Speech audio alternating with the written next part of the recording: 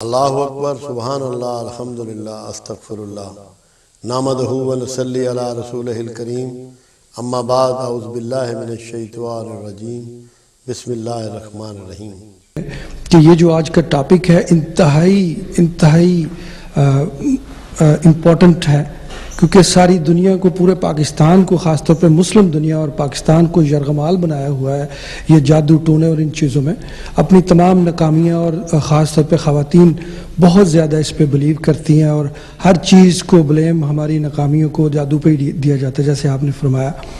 پہلے تو میں یہ کہنا چاہوں گا کہ کیا ویسٹ جو ہے، جہاں جادو کا عنصر بہت ہی کم ہے، وہ کسی کو دورے پڑتے ہیں تو وہ لوگ کہتے ہیں کہ اس کو کسی وٹامن کی کمی ہے یا ہسٹریا ہے یا کوئی اور پرابلم ہے، وہ میڈیکلی اس کا حل کرتے ہیں۔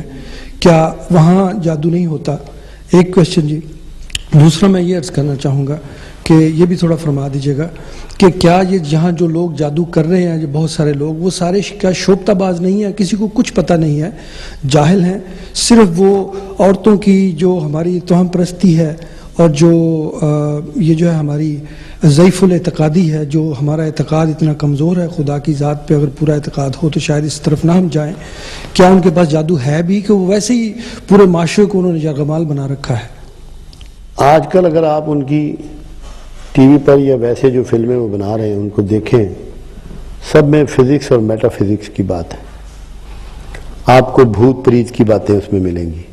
یہ ان کے معاشرے کی تصویر ہے جو وہ دکھا رہے ہیں۔ جادو کے کام ملیں گے، جگہ جگہ جنات کی کاروائیاں ملیں گی۔ ان کا معاشرہ بھی اس کی لپیٹ میں ہے، کیونکہ انسان اندر سے بہت کمزور ہے۔ جب اس کی خواہشیں پوری نہیں ہوتی تو جس کو دین کا صحیح علم نہیں ہے اور جس کا دین میں رسوخ نہیں ہے، یا اس کو کوئی ایسا شخص نہیں ملا جو اس کو اچھا ٹیچر ہو، تو اس کا گمان کسی تیسری قوت کی طرف پلٹ جاتا ہے، اور اس تیسری قوت کا نام پھر جادوگر بنتا ہے۔ تو ویسٹ میں بھی یہ ہے، مگر ویسٹ میں کیونکہ زندگی بہت بدل چکی ہے، ان کی سٹیٹ ان کے میٹرز کی، ان کے فیوچر کی، ان کے بڑھاپے کی، ان کی کمزوری کی، ان کی بیماری کی، ان کی بے روزگاری کی ذمہ دار ہے۔ جب آدمی پروٹیکٹڈ ہوگا تو اس کا دھیان جادو کی طرف بہت کم جائے گا۔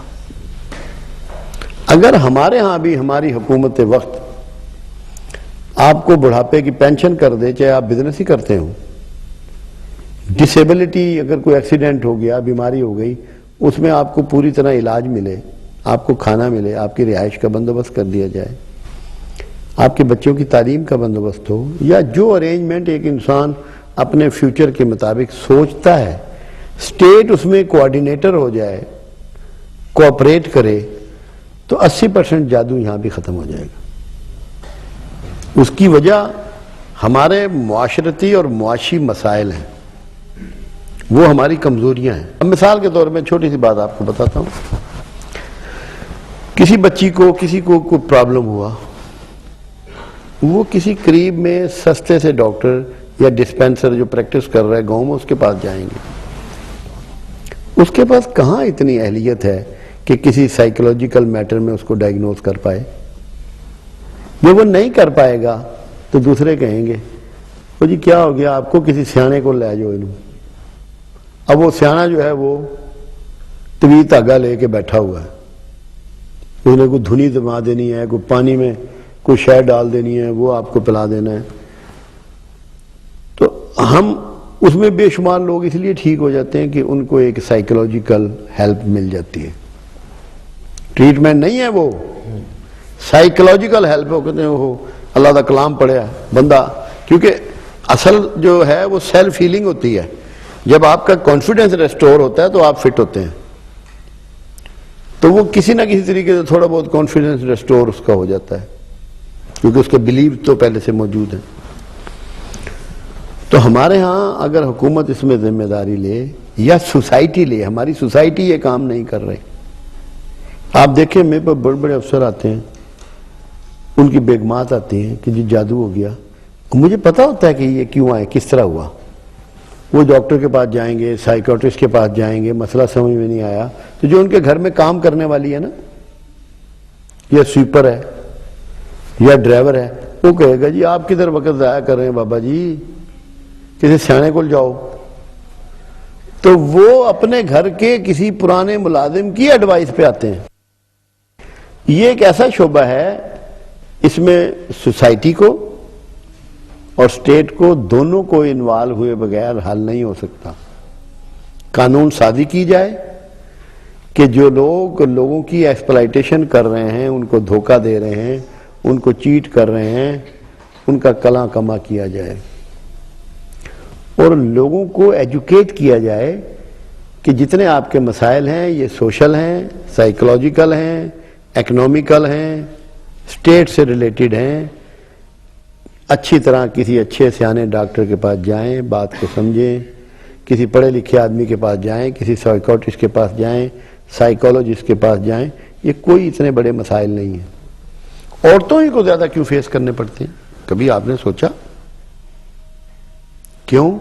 ہمارے ہاں کی مستورات زیادہ سٹریس میں وقت گزارتی ہیں، زیادہ ڈیپینڈنٹ ہیں. جتنا کوئی زیادہ ڈیپینڈنٹ ہوگا، جتنے سٹریس میں رہے گا، اس کے مسائل اتنے ہی گھمبیر ہوتے چلے جائیں گے. کچھ ان کے فزیکل بھی سسٹم میں ایسی چیزیں ہوتی ہیں جس کی وجہ سے ان کے ہاں زیادہ مسائل پیدا ہو جاتے ہیں. اس میں سب سے بڑی وجہ کیا ہے؟ کہ آپ خود سوچ رہے ہیں کہ کوئی میرا نقصان چاہتا ہے، کوئی میرا دشمن ہے. اگر ہر بندہ ہم میں سے یہ سوچ لے کہ میرا دشمن کوئی نہیں ہے، سب لوگ مجھ سے محبت کرنے والے ہیں، تو جادو تو اپنی موت خود مر جائے گا. اور ہوتا کن رشتوں کے بارے میں ہے؟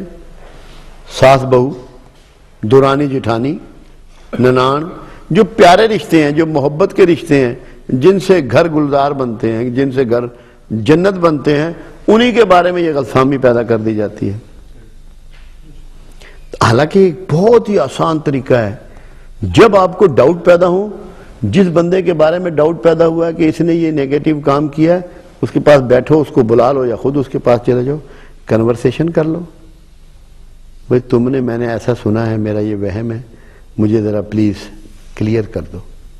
ہمارے ہاں کنورسیشن نہیں ہے. اس حد تک نہیں ہے کہ ہم اپنے بچے بیاہ دیتے ہیں مگر میاں بیوی میں بھی کنورسیشن نہیں ہوئی ہوتی. تو یہ سارے مسئلے جو ہیں، یہ معاشرتی ربط، ایک دوسرے سے کنورسیشن، اللہ پہ بھروسہ، اللہ سے تعوذ، مخلوق سے کوئی امیدیں وابستہ نہ کرنا، اس سے حل ہوں گے. یہ اگر آپ چاہیں کہ میری اس تقریر سے حل ہو جائیں گے تو ایسا نہیں ہوگا، کیونکہ لوگوں کے اس سے مفادات وابستہ ہیں. جنہوں نے ساری زندگی تعویذوں کے سہارے پہ گزاری ہے، وہ ایک دن میں کیسے چھوڑ پائے گا؟ وہ تو کہے گا بابا تو بات صحیح نہیں کر رہا، میں تو بھگت رہا ہوں. تو اس کے لیے سوسائٹی کو محنت کرنی پڑے گی، اسٹیٹ کو محنت کرنی پڑے گی، قوانین بھی بنانے پڑیں گے.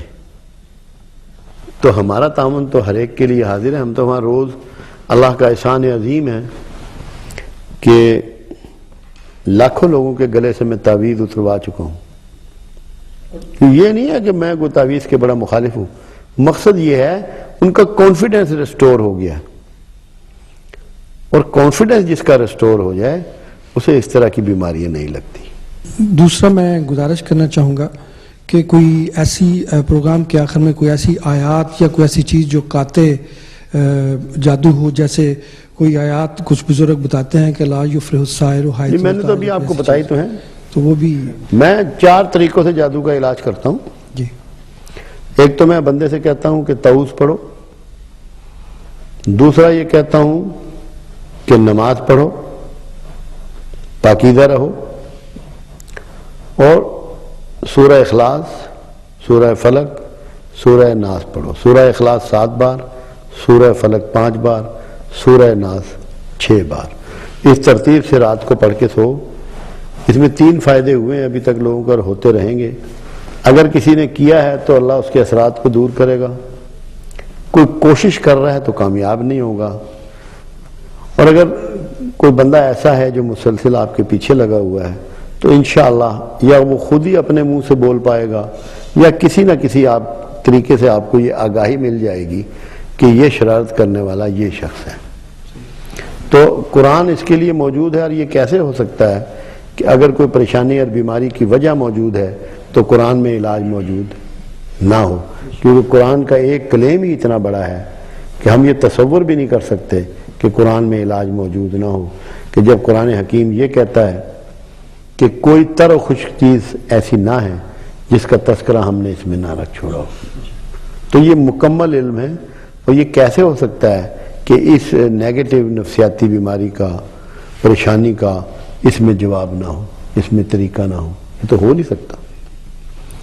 تو یہ تو انشاءاللہ طریقے اس کے موجود ہیں، ہمارا کام ہے کہ ہم اس کو سمجھیں، اور بجائے اس کے کہ آپ کو ذرا سی پریشانی ہو آپ بھی کسی عامل کے پیچھے دوڑ لگا دیں، قرآن کھول لیں، سجدے میں سر رکھ دیں، اور پھر دیکھیں کہ اللہ آپ کی مدد کو اترتا ہے کہ نہیں اترتا۔ اس گفتگو کو یہیں جادو پر ختم کرتے ہیں۔